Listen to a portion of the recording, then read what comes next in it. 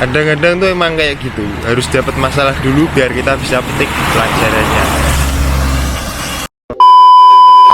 Halo semuanya, balik lagi dengan aku. Hari ini hari Sabtu seperti biasanya. Dan hari ini agak berbeda cuacanya. Hari ini hujan, aku pakai jas hujan guys. Tapi aku nggak lupa juga selalu pakai topi ini guys. Jadi aku selalu pakai topi ini. Dan hari ini tuh tema dari konten ini, aku mau cerita guys, pengalamanku hari ini juga, hari Sabtu ini juga. Aku tuh tadi niatnya mau berangkat kerja cari lemburan, dan itu udah dibahas dari hari Jumat kemarin guys, kalau besok ada lemburan kerja di di perusahaan bersih-bersih kayak gitu. Tapi hari ini tuh aku udah berangkat ke sana, udah berangkat ke perusahaan, cuma kena marah sama bosku guys. Kok bisa? Nah, kalian tanya kok bisa kenapa? Jadi jawabannya harus simak video ini baik-baik, jangan di skip guys, biar kalian tuh paham, nggak gagal paham kayak gitu. Jadi sebelum kita berangkat, yang belum tekan tombol subscribe-nya jangan lupa ditekan tombol subscribe-nya. Kalau udah tekan tombol subscribe-nya, kita langsung gas cerita sambil jalan-jalan guys. Oke, dan sebelum aku mulai ceritanya guys, di sini tuh hari ini hujan guys. Ini udah dari semalam, dari jam berapa ya? Oh, dari jam semalam, dari jam 11-an itu udah turun hujan. Dan hari ini aku tadi tuh berangkatnya siang, soalnya janjiannya juga siang. Aku berangkat ke perusahaan, tapi taunya malah nggak jadi guys. Dan bosku tuh agak sedikit gimana ya, mungkin ya agak marah gitu guys. Nah, kenapa kok dia marah? Soalnya tuh telepon HP yang dari perusahaan tuh, dia telepon ke nomor perusahaan yang dia kasih sendiri, itu nggak tak jawab guys. Soalnya HP yang dari perusahaan itu aku jarang banget gunain. Kalau emang nggak penting, butuh sama bos buat telepon gitu, aku nggak gunain. Ya paling cuma buat lihat YouTube kayak gitu. Nah, itu dia telepon ke situ, terus ternyata HP-nya tuh aku silent guys, nggak ada suaranya, jadi dia nggak bisa telepon.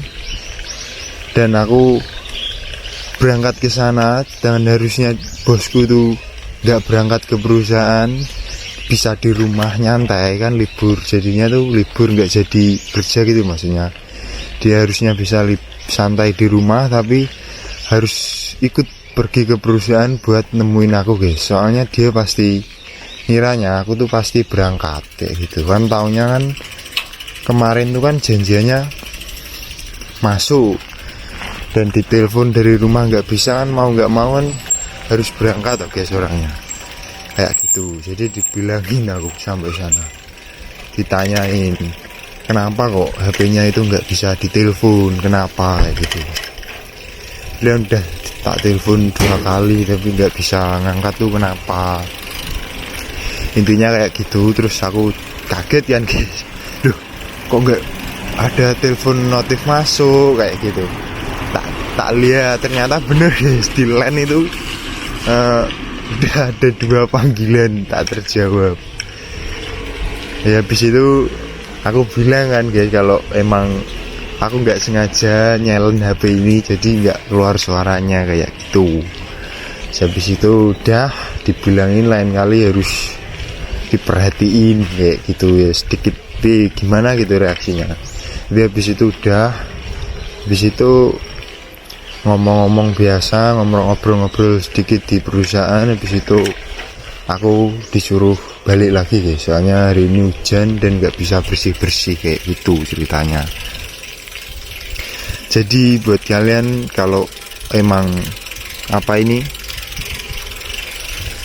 dikasih HP dari perusahaan ini tuh bener-bener pengalamanku banget guys. Aku baru dapat dari ini juga, jadi aku mau share ke kalian. Kalau ini emang bermanfaat, kalian juga bisa guys, bisa ngikutin kayak gitu loh, apa yang perlu dilakuin kalau dapat HP dari perusahaan. Itu emang harus diperhatiin guys. Diperhatiin gimana maksudnya tuh, kalau emang besok janjian, itu kalian harus bener-bener stay, HP-nya tuh ada di samping kalian kayak gitu loh intinya tuh. Soalnya kenapa? Soalnya ya kalau kayak kejadian kayak gini, ditelepon nggak bisa kayak gitu, dan bosnya harus nyusul kita ke perusahaan buat bilangin cuma libur aja gitu tuh, menurut orang Jepang mungkin juga buang waktu guys.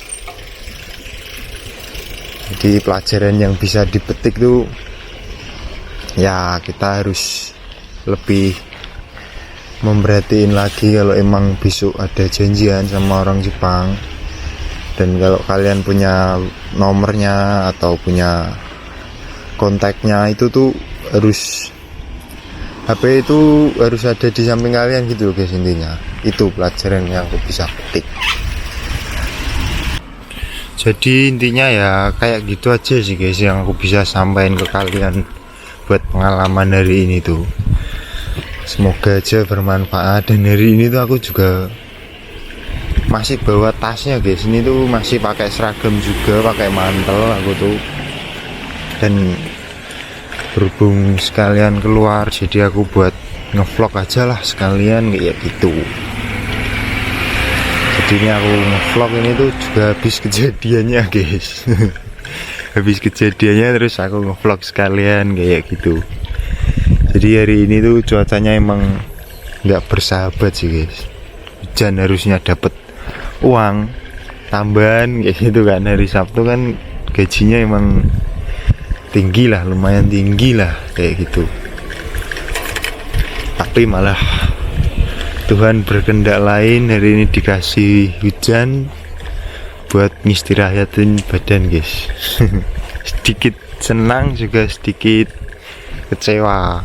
Senangnya tuh bisa istirahat, tapi kecewanya tuh gak jadi dapet uang tambahan guys.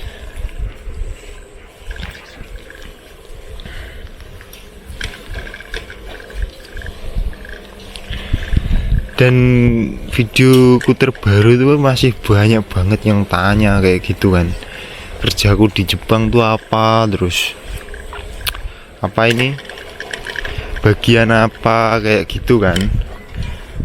Padahal aku tuh udah sering banget guys jawabnya tuh, udah sering banget ke kalian kalau kerjaku di Jepang tuh di bidang penggalian tanah, khususnya tuh kayak kalau kalian tahu itu tuh di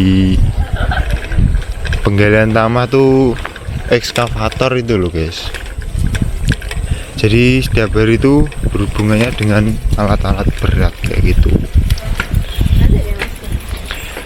Alat berat ya, ekskavator ya, bulldozer, terus truk kayak gitu. Nah, kebagianku tuh di sini kebanyakan di truk guys. Di ekskavator juga, tapi di truk lebih banyak kayak gitu yang aku kerjain.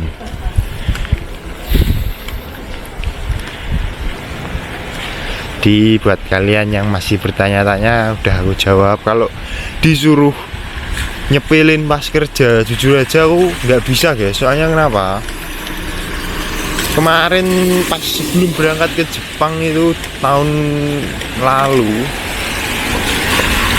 itu tuh ada kasus kayak ngevideoin di lapangan kerja kayak gitu guys. Nah, dan itu diupload di TikTok dan orang Jepang itu lihat, habis itu nggak terima kan, terus terjadi cekcok, terus jadi masalah besar itu guys, sampai dipulangkan itu gara-gara nge-publish pekerjaan si orang itu.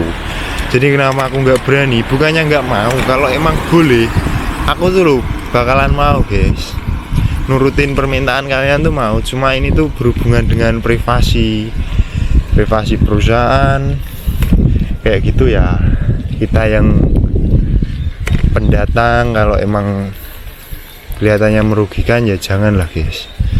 Gitu, entah merugikan atau enggak, kalau emang itu privasi ya aku nggak berani ke publish. Kan banyak banget yang kemarin coba mas bikin vlognya tuh tentang pekerjaan kayak gitu.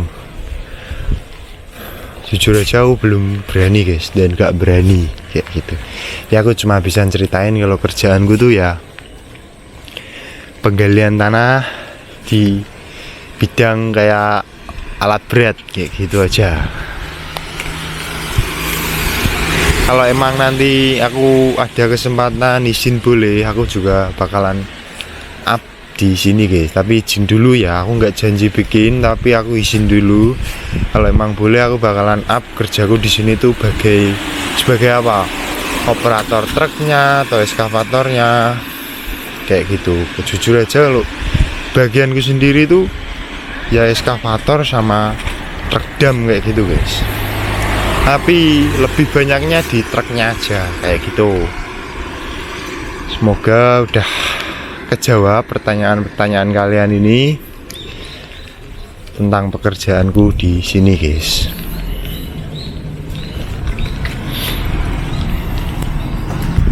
Lihat guys, ini tuh aku masih bawa tas kerja. Ini tuh baru pulang habis kejadiannya guys. Jadi aku ngevlognya tuh habis kejadian, terus aku vlog sekalian pulang kayak gitu.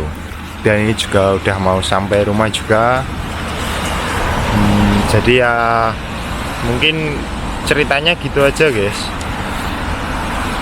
Kalian pokok yang ingin kerja di Jepang tetap semangat, ikuti prosesnya. Kayak sekolah bahasanya itu emang harus bener-bener dimantepin. Kalau bisa ya jangan sampai nol gitu loh, sampai sini jangan bener-bener sampai nol, nggak bisa bahasa sama sekali. Itu yang sedikit fatal itu.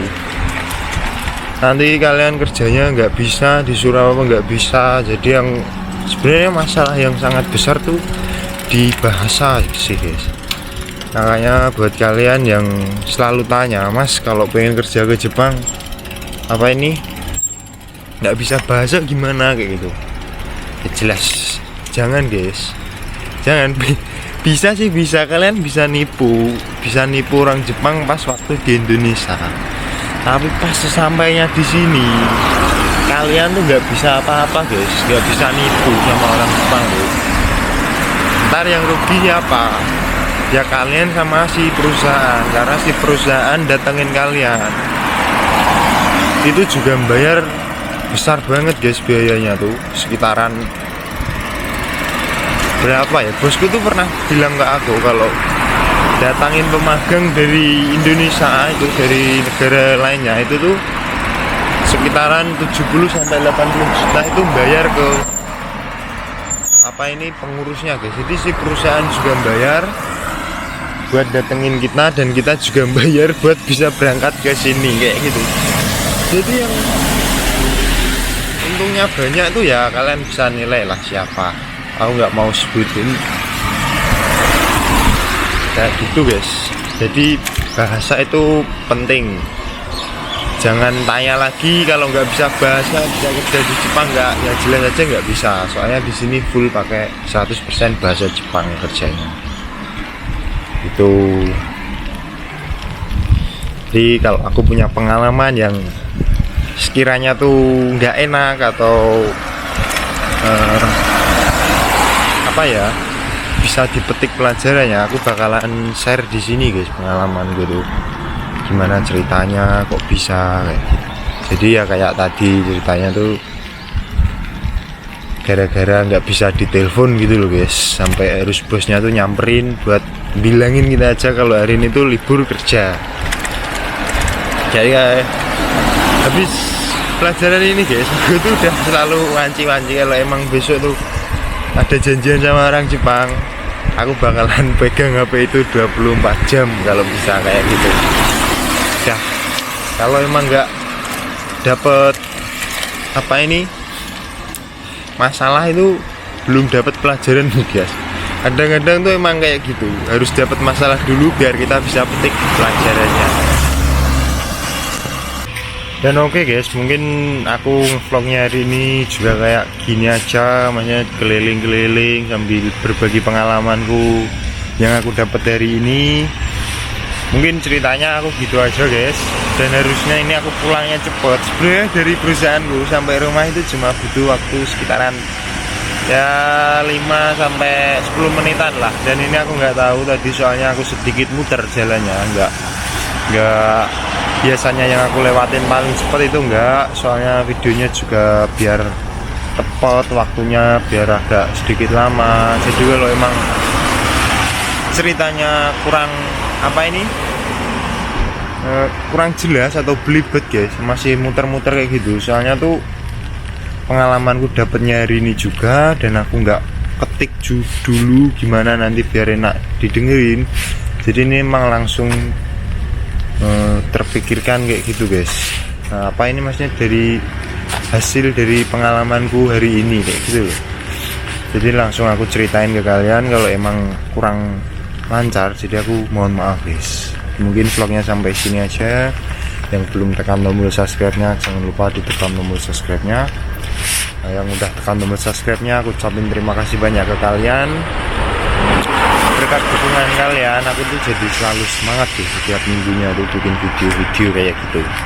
Terima kasih banyak buat yang udah support channel aku ini, aku ucapin terima kasih banyak guys. Dari aku mau ngucapin wassalamualaikum warahmatullahi wabarakatuh.